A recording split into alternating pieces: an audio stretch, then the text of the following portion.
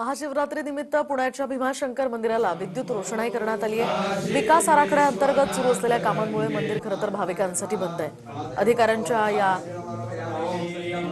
निर्णयानुसार जिल्हाधिकाऱ्यांच्या उपस्थितीत सध्या शासकीय पूजा या ठिकाणी संपन्न होतीये।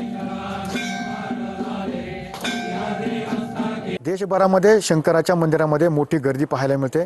मात्र पुणे जिल्ह्यातील भीमाशंकर मंदिर सध्या विविध विकास कामांमुळे बंद ठेवलेलं आपल्याला पाहायला मिळते। सध्या मी आलो आहोत पुणे जिल्ह्यातील भीमाशंकर या ठिकाणी पाहतोय। खरं तर जे मंदिर आहे त्या मंदिरामध्ये विविध विकास कामं सध्या सुरू आहे आणि याचमुळे 9 जानेवारीपासून हे मंदिर आहे ते सध्या बंद अवस्थेत ठेवलेलं पाहायला मिळते। पुण्याचे जिल्हाधिकारी जितेंद्र डुड्डी यांच्या हस्ते जी शासकीय महापूजा आहे ती खरं तर करण्यात आली आणि त्यानंतर मंदिर पुन्हा एकदा बंद करण्यात आलेलं पाहायला मिळतंय। महाशिवरात्रीच्या 5 दिवस हे मंदिर खरं तर खुलं करण्यात येणार होतं।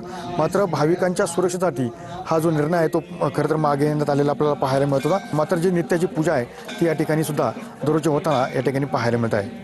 त्यामुळे आयुष्य समीर सोडे, TV9 मराठी, भीमाशंकर, पुणे।